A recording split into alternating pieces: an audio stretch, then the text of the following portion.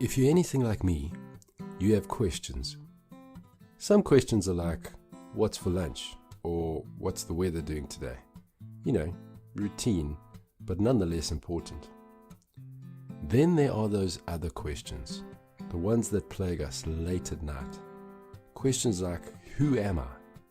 Why am I here? What should I do with my life? What happens after life? Is there a God?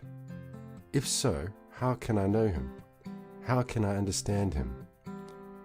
I was reading the Bible the other day, Psalm 36 to be exact. There's a passage in there that says, your justice is like the great deep. It just jumped off the page at me. At the time, it seemed like it was an invitation from the heavens, permission from God Himself to ask all these sorts of questions. I mean, why would the psalmist write that God's justice is like the great deep? Surely that in itself is an intriguing concept. But more than that, it elicits something in me about the state of the world in relation to who God is. For example, here's a question I hear people asking often. If there is a God and He is good and He is loving, then why does a good God allow bad things to happen to good people? This scripture in Psalm 36 got me thinking. Why would God allow that? Why does He allow suffering? And is there a limit to how much suffering there can be in the world? When will a good God say, that is too much, no more? I have other questions, like, what is freedom? I mean, really, in today's society that is so liberal and supposedly informed in the information age, exactly how free are we?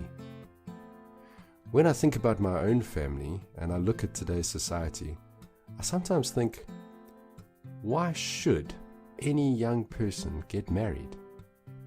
And in today's promiscuous media culture, does anyone really consider sex before marriage taboo?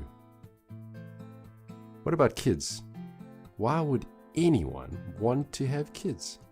In this chaotic world, why would you even want to bring a child into the world, given the state that it's in?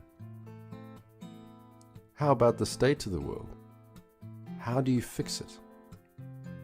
What about the wrongdoers, the people who are power hungry, those who are messing everything up in our world? Where is the justice that Psalm 36 speaks about? Phew. Well, before we get bogged down in the questions, let me tell you what my dream is. My dream is to bring people together.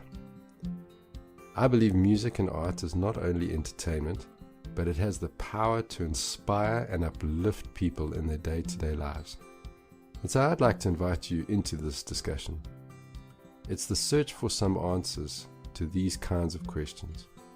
And we'll be throwing around ideas with new music, podcasts, some videos, cartoons, blogs, and pictures. We figure that's a fun and entertaining and empowering way of dealing with lofty issues such as these.